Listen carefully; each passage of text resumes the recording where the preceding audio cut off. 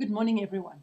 Today we're looking at mole calculations, and as I promised last week, we are going to look at questions where you've got two equations that are involved. Now, first off, why would I need a second reaction? Now, if you look at this, there's a reaction with an acid, but the magnesium oxide over here is not in solution, it's insoluble. So this is a solid. So here you can't do a titration, right? And then if they ask me the mass of this magnesium oxide, I can react that with hydrochloric acid where I know the concentration. But the problem is I don't know when to stop adding, when I am in the ratio 1 to 2. So what we're going to do is I'm going to add the HCl until I've got a volume that is in excess, so that there is more than enough to react with all the magnesium. And then I can do a titration with that HCl to determine how much extra I've put in. So the sodium hydroxide react with, and that will give sodium chloride and H2O. And now the trick is to remember whatever moles were in excess there will be the moles that will react in this one. Right. Now, to do this, you really need to remember if something is in excess, it means there's something left over. And immediately it is difficult to keep your thoughts together about what do I have, what reacted.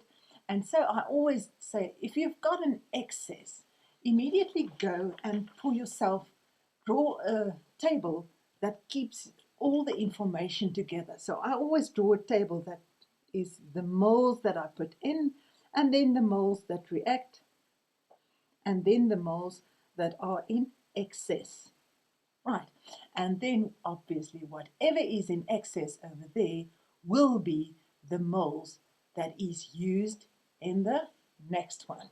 Right, so when you are looking at that, the moles that are in excess over there will everyone be used over here usually, right? But just check with your question. Sometimes they only take a specific amount of that. Instead of, say, they had 250 cube centimeters reacting, they can say, okay, let's only take 25, right? So just check, but usually the number of moles in excess over there are also the number of moles that will react in this one. So what they do usually is they give you the volume and the concentration that they put into the reaction, and they give you the concentration of the volume that is needed to neutralize that excess. Right. So what we're actually looking for is we're looking for the mass of magnesium oxide, and we'll get that from the moles. Right. So first I'm going to work out how many moles, and now I have to remember it's not the moles that I put in that will tell me how many magnesium oxide moles reacted. It will be the hydrogen chloride that reacted that will tell me how much magnesium oxide reacted. So what I'm going to do is I'm going to work out with the concentration and volume the moles that I put in. Then from the titration we will get the moles that were in excess in that reaction, and then I will use that moles that we put in and the moles that's in excess that's left over afterwards that remain, and then I will subtract them to know how many moles reacted. Right, and that will give me the HCl reacted, and that will give me magnesium oxide reacted, and I can use that to get the mass of the oxide. So guys, there's a lot of parts to this question. So first off, I will work out what is the number of moles that are put into this, the reaction. And then we have to work out how many moles of sodium hydroxide were used to neutralize the acid that is in excess. And then once we've got that ratio 1 to 1 in which they react, because it's a neutralization, right? So 1 to 1 ratio, and that is going to tell me how many moles of HCl reacted over here and was in excess over there.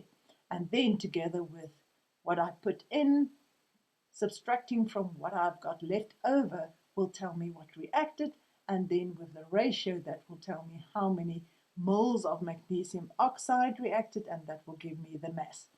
So if you look at this, 1, 2, 3, 4, 5, 6, 7 different steps in this. Now, if you do this, if you draw a neat diagram showing what information do I have and what can I do with that, it actually gives you a sort of a roadmap for traveling. And then if someone up there in front drops his pencil case and everyone's looked up and looked down, you won't have lost your way because you will immediately know where you are and what you are doing. Now let's try to apply this. Now the first question I want to look at is last year, 2019, at the final exam, chemistry exam, right? So here they say a hydrogen bromide solution reacts with water according to the following balanced chemical equation. Yes, it's an acid, so I expect ionization, and it gives me hydronium ions, right? And then they give you something new. They tell you that the Ka value over there is 1 times 10 to the 9th, which is a very big number. And remember, Ka is like Kc. It is the products divided by reactants. So if you've got a very big Ka value, that tells you I've got a lot of products compared to the reactants. So most of the chemicals are actually in the product stage. So here that will tell me it's formed a lot of ions. It's ionized almost completely. So this is immediately a strong acid. So it's not one of the few that were prescribed for us. We didn't learn that. But from that Ka value, you can deduce that HBr, hydrogen bromide, is a strong acid. Right, we're not going to look at 7.2. We're moving on because we actually want to look at 7.3. Now here they tell you that HBr reacts with zinc hydroxide according to the following equation. And once again, you'll see that is a solid. That's why this can't be a titration, right? An unknown quantity of zinc hydroxide is reacted with 90 cube centimeters of HBr. So there they give you the volume of HBr that they put in a flask. Assume that the volume of the solution does not change during the reaction. Now, why would it change? Because we are producing water molecules, but there are so few compared to the solvent that we can actually ignore that. It does not change much. Right, and then they give us that word that's giving everything away, the excess, right? So the HBr is in excess, and immediately I know how I'm going to start this question. The excess is neutralized by 16,5 cube centimeters. So there they give me a volume of NaOH of concentration. So there they give me a concentration and the balanced second equation. So we've got two equations and they tell us HBr in excess. So immediately I'm going to say, okay, for the HBr, I'm going to have a table to show me how many moles I put in, how many moles reacted, and how many moles there were in excess. And remember, that excess moles will be the ones reacting in the next equation.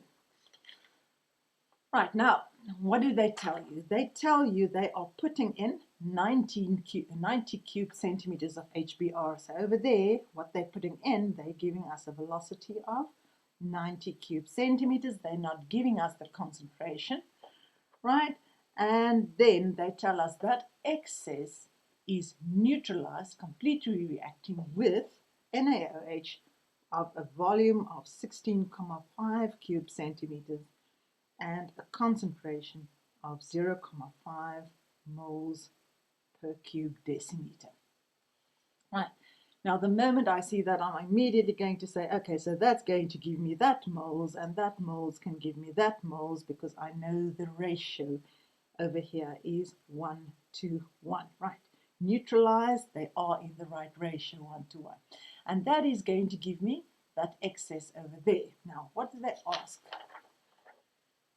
First off, they're asking, what is the pH of the HBr solution remaining in the flask after the reaction? So after the reaction, when you have that excess, there they're asking us, what is the pH? Right. And then the second question, they are asking us, calculate the mass of zinc hydroxide that was initially present in the flask, okay, initially. So they are actually asking what's the mass over there, right? Remember, I will get there via the moles. And they tell you if the initial concentration of the HBr was, and there they give us concentration 0,45 moles per cubed decimeter. So in the first question, they're asking us pH there at the end. Now there's always more than one way, or often more than one way to do this. And one way would be to use the titration equation, right? Na over Nb, Cava over Cbvb, right? Use that to get the concentration of the HBr and then say, but that is also the concentration over there, and use it for the pH. So that is maybe the shorter route, right, for the first question.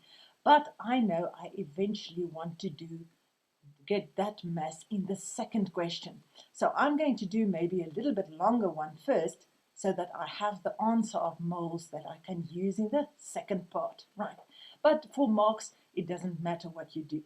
So for 7.3.1, and I'm looking for that pH, I'm going to start over here, and I will say C equals N over V. I'm working with the NaOH. Right, what do I know? Concentration 0,5, and the volume, I've got it in cubed centimeters, so I will divide by 1,000 so that I end up with cubed decimeters. And once I've got that, then I can work out the moles, and that is 0,00825 moles, and that is now of NaOH. Right, so I've done this. Now I can use that to calculate the number of moles of HBr. What do I know? HBr always reacts with NaOH in the ratio 1 to 1. So if I've got 0,00825 moles of NaOH reacting, it means it reacted with 0,00825 moles of HCl. Now that means I've got that many moles of HCl that reacted in the second reaction, right, over there, but that immediately tells me that number of moles were in excess in the first reaction. Right, so now I have moles, but what am I actually looking for? I'm looking for pH, and to have pH I need hydronium ions. Right, I know the concentration of hydronium ions, but we don't have hydroniums, we have HBr, we still have the acid. But first I will try to get the concentration of that acid. So concentration is moles per volume. And how many moles do I have? Now remember, we are working with this excess. We're working after the reaction, after the first reaction. So after the first reaction, we know that the HBr, just remove that a little bit, that is in excess, that's left over after the first one is 0,00825. Right, so I've got 0,00825. Volume, well, this is a solid, no volume. That one, they already told us we put in 90 cube centimeters. And then in the question, they also told us that the volume does not change. So that water that was produced was a very small amount compared to the volume of the solution. So here I will just have that 90 cube centimeters. So that's 0,09. And if you do that, you end up with 0,092, and that is now moles per cubed decimeter. Now, I work with the moles of HBr, so what I actually get here is the concentration of HBr. But to go to pH, I need to go from the acid to the hydronium ion. And first off, I will say HBr. What do I know about HBr? Well, they were very nice with us that in the very first question, they showed us that HBr is a strong acid. And that immediately tells me it will ionize completely. Right, it ionizes completely. So every single molecule of that 0,092 in every liter will ionize. And since it is a monoprotic acid, it means for every one HBr molecule that react, I will end up with one hydronium ion. Right, and that is important to show that because it could have been two for something like sulfuric acid. And that immediately tells me my H3O plus concentration is therefore also 0,092 moles in every liter per cube decimeter. And then it's very easy to get the pH. So for pH, it's just negative the log of that H3O plus concentration. And don't get lazy, guys. Some of you will immediately substitute in, and then you might lose that mark. So remember, you have to have an equation, then a substitution, and then the answer. Right, so for the first one, that was the pH of that final solution. Right, next we are asked to work out that mass. So now I've already worked out that excess down there. Let's write it down there, 0,00825 moles is in excess, right? Now I need to know how many moles were put into the solution. Right, so let's start over there and say, okay, I'm working with C equals N over V. I have a concentration of 0.45 and the volume over there was 0,09. And that tells me moles over there, 0,0405 moles, and that is now of the HBr that I've put into the reaction. Okay, so I've got that one. Now, what am I going to do? I'm going to use the moles that I added in the beginning and subtract the moles that were left over, the ones that were in excess, to get the number of moles that react. Right, so the number of moles that react is 0,0405. We've calculated that. That is what I put in, minus what is left, what is in excess. 0,00825 is left over afterwards. Right, and if you subtract that, you will end up with 0,03225 moles of HBr that are reacting over there. And that is going to tell me when I use the ratio 1 to 2, 1 to 2, it's going to tell me how many moles of zinc hydroxide is reacting. Right, so zinc hydroxide always react with HBr in the ratio 1 mole of zinc hydroxide for every 2 moles of HBr. And now I don't know the zinc hydroxide, but I know the HBr is 0,03225 moles, and it's just divided by 2, so the number of moles of zinc hydroxide is going to be 0,01611 mole. Right. So now I know how many moles of zinc hydroxide, and I just need to take that to mass. So moles is mass divided by molar mass, 0,01611, right? And the molar mass, I'm looking at 1 zinc, 2 oxygen, and 2 hydrogen, and add them all together, you will end up with 99. And that tells me the mass is going to be 1,595 grams. Now, if you want to, you may have rounded that off to 1,60, but be very careful to have that 0 there, otherwise you won't get this mark, because you need 2 places after the comma. Right. The instructions at the beginning of your exam papers are very clear. A minimum of 2. You can have more, but you may not have less. So definitely put that 0 over there. Right, the next one we are going to look at was a preparatory exam 2019, and that was the one of the Northern Cape.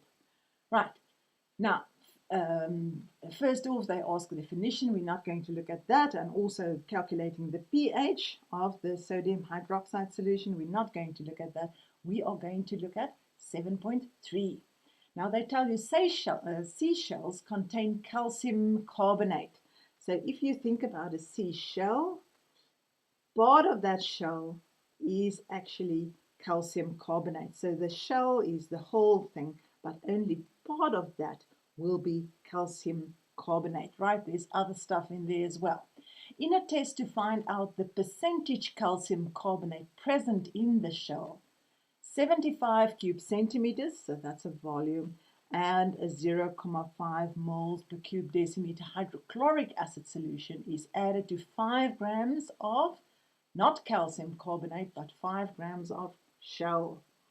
So I expect there's less calcium carbonate than 5 grams. So don't use the 5 for calcium carbonate. Calcium carbonate is only a part of the shell. Right, and then they do that reaction, and then they tell you the excess acid. And immediately, if I see that word excess, I will know how to approach this. So the excess is then required to react with 20 cube centimeters. So there they're giving me the volume of that and of the above sodium. So there they already gave us the concentration. So we've got concentration and volume. And they're asking us for the percentage calcium carbonate in the seashells. Now think about percentage calcium carbonate. What I need is the mass that is really calcium carbonate out of the possible mass that is all the shell, right? The whole sample that I'm using, right, times 100. So I'm using a sample of 5 grams. And what I need now from this experiment is to determine what is the mass of calcium carbonate that is reacting. Right, now to do that, I am going to look at, well, I'm going to approach this by once again drawing a table for the one that is in excess. Now the HCl is in excess, so I'm immediately going to say I have to be aware that the number of moles that I put in is not the number of moles that react, and it is not the number of moles that remain afterwards in excess. Right, so let's read again. Now what they tell you is seashells containing reacts with, and there they tell me what they put in. They put in there a volume of 75 cube centimeters and a concentration of 0.5 moles per cube decimeter. And then they tell me 5 grams of sample. Okay, I've already talked about that. And now they say the excess is written. Okay, so let's talk about the excess. The excess there will be used in the titration, right? And that excess requires 20 cube centimeters of that solution.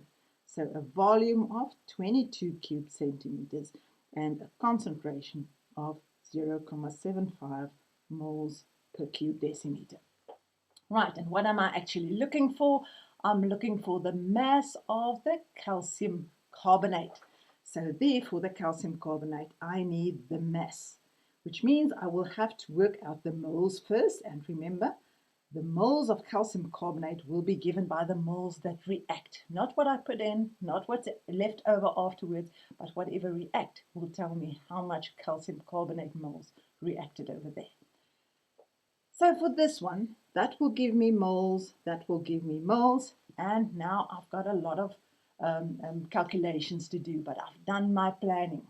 So let's start by working out how many moles of HCl I am putting in there.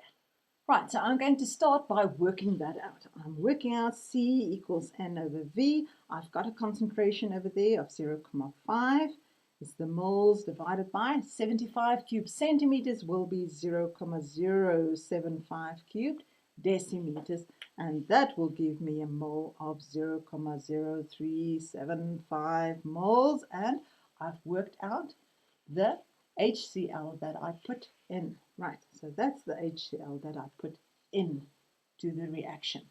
Right, next up, I'm going to start by looking at the titration down there. Right, so for the titration, C equals N over V. Concentration down there, 0,75. Volume, remember to convert 022, right, to cube decimeters, and then that gives me a concentration of 0,016, concentration, a mole of 0,0165 moles, and now that is for NaOH. And remember to write down what you are working with for you and also for the person who's marking your paper. Right, so now I know how many moles of sodium hydroxide were used to neutralize the HCl. And I know HCl to NaOH, they reacted in the ratio 1 mole to 1 mole. So if I needed 0,0165 of that, it means my HCl mole will also be 0,0165 moles. Right. Now, what's important? It means that is what reacted in the second, right? React in the second reaction. But what I know is if that is what reacted in the second one, only the excess reacted over there. So that also means that was what was in excess, all right? That were in excess in the first reaction. So now I know over there that was 0,0165 moles, right? And what I put in was over there 0,0375 moles. And now I'm going to use this to determine how many moles reacted. Right, so I'm going to use those, and I'm going to say the mole reacted of the HCl will be what I put in, and I put in 0,0375 minus what remained at the end, the excess, and that was 0,0165 that was in excess, right, and it remained. Okay, and if you do that, you end up with 0,021 moles of HCl that reacted. Now, if you know how many moles of HCl reacted, you can use that in our ratio 1 to 2 because I know one of these will always react with two of those. So I'm going from calcium carbonate to HCl. I know 1 mole of this will always react with 2 moles of that. And how many moles will react with 0,021? It's just dividing by 2, so the moles of calcium carbonate over there is going to be 0,0105 moles. And that is what is reacting, right? And then we can work out the mass. So I just need to convert moles to mass. So moles to mass, that will be N equals M divided by big M, 0,0105. Looking for the mass, we're working with calcium carbonate, so it's 40 and 12 and 3 times 16, giving us 100. And that means the mass is 1,05 grams. So in that 5 grams that we started with, 1,05 grams were really calcium carbonate. So 1,05 grams out of the total of 5 gram shell sample that we used were really calcium carbonate. And if you work that out, you end up with 21. But guys, you need 2 places after the comma. So don't skip that, comma 00. Even if your calculator just tell you 21, then you need to have the 2 extra zeros. Right, So guys, this is when you have anything in excess, right?